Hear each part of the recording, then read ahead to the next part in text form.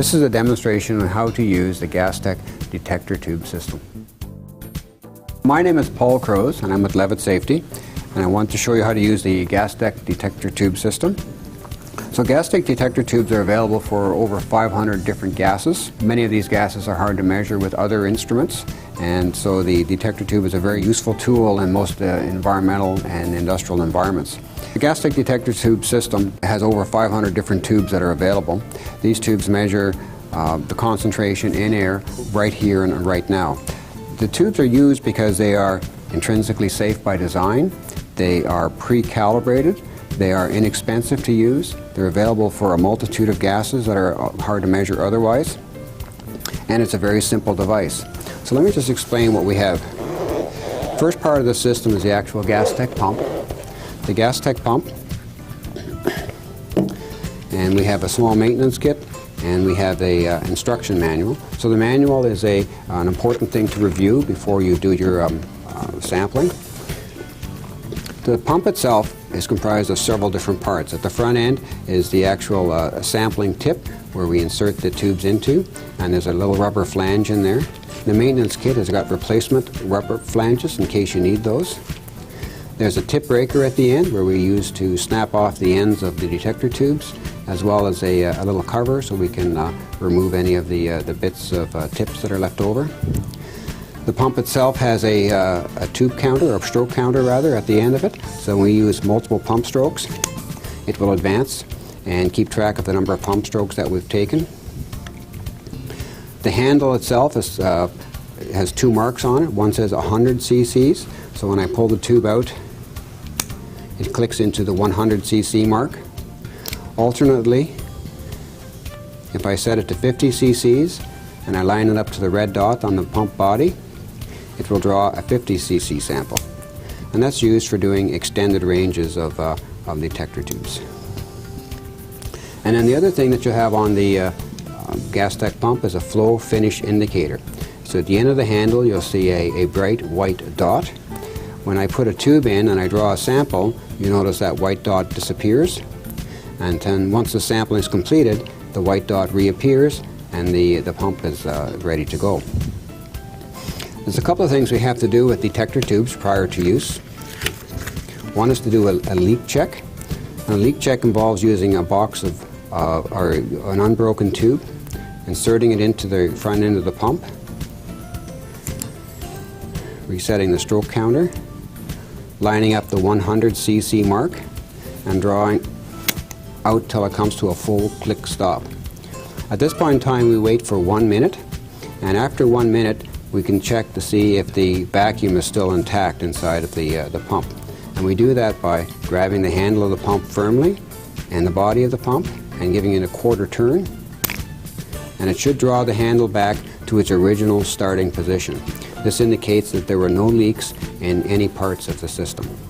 If it did leak, you would have to perhaps replace the flange at the end, or perhaps spin open the pump like this,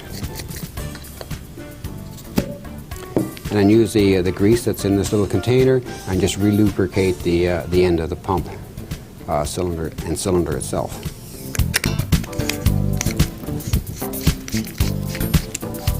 And then you'd want to do another leak check. So the other part of the system, of course, is the boxes of tubes. And like I mentioned, there's over 500 different ones. We're going to use carbon dioxide today, a number 2LL tube.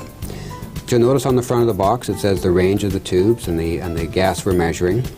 It tells us to store it in a cool place, that there's 10 tubes for 10 tests in the box, and just a warning from Gastec that these tubes are pre-calibrated for use only with the Gastec pump.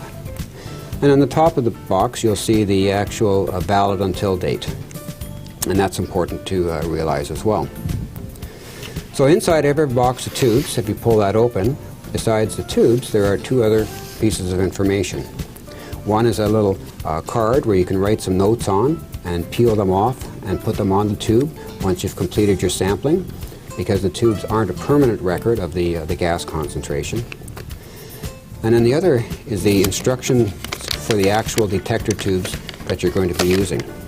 So it identifies the tubes, it identifies the the actual measuring range and the concentration, the color change that occurs, any cross interferences, corrections for temperature and humidity.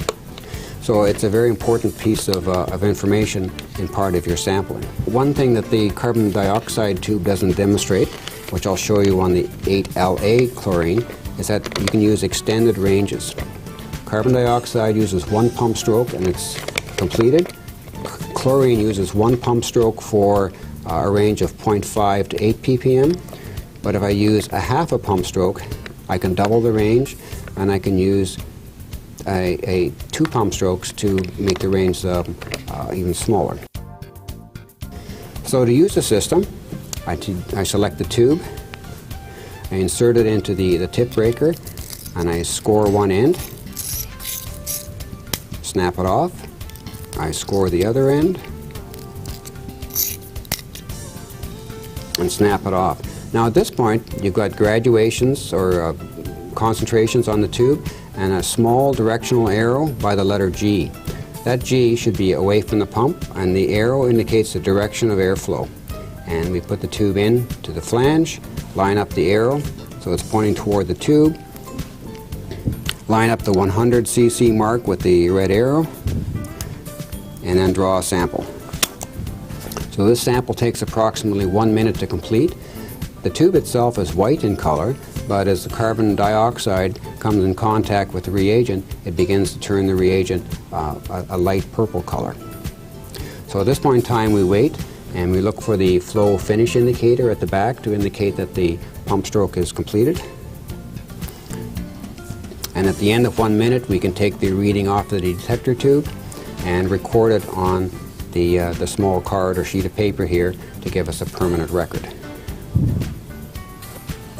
So the pump stroke has been completed. I can take it out of the tube holder. And so my Gastec tube now reads a concentration of about 1,000 parts per million. So I know with confidence that the concentration of carbon dioxide is 1,000 parts per million right here and right now. And that's how you use the detector tube system. So at the end, this tube is done, and you can dispose of it, and you can do another sample in another location if that's what you want to do. Thank you.